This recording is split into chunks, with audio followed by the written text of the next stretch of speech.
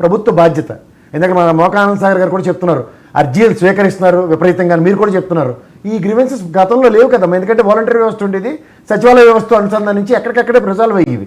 ఇప్పుడు మళ్ళీ అది కన్సాలిడేటెడ్గా సెంట్రిక్గా మీ నెత్తికే చుట్టుకుంటుంది. ఇది కాకుండా ఇవాళ పాలకొల్లో మేయర్ ఎలక్షన్ సార్, మీకు గమనించండి సార్, 14 మంది వైఎస్ఆర్సీపీ అభ్యర్థులు బీఫామ్ ఇచ్చారు, మేము ఇవాళ ఆబ్సెంట్, మేము రావట్లేదు అంటే కోరం లేదని.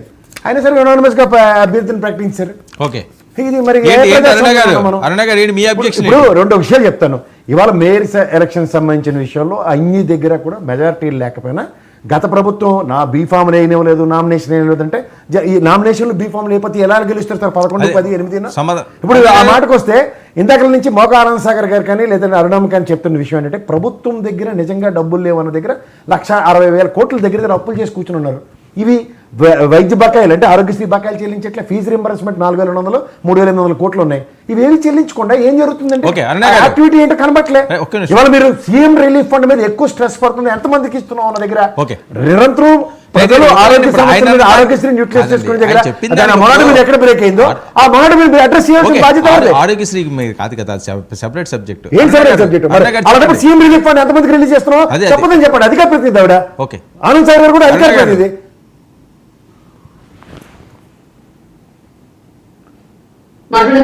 మాట్లాడండి సార్. ఫస్ట్ విషయం గ్రీవెన్స్ వస్తున్నటువంటి మొదటి కంప్లైంట్స్ చిన్నప్పటి గారు మీరు కొద్దిగా తలకిందులు అయ్యారు, స్ట్రైట్ గా రండి.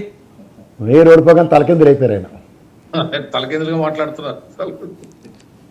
కొద్దిగా సెట్ చేసుకోండి. ఏంటి ఇందాకేమని చీకట్లోకి వెళ్ళిపోయారు, ఇప్పుడు తలకిందులు అవుతున్నారు. రొటేట్లో పెట్టండి చిన్నప్పటి గారు, మీరు మాట్లాడండి. అరుణ గారు ఎవరితోనూ మనతో కాదు. అరుణ గారు మీరు కంటిన్యూ చేయండి. చిన్నప్పటి గారు మీరు రొటేట్ చేసుకోండి ఫోన్. గుడ్, ఫామ్లోకి వచ్చారు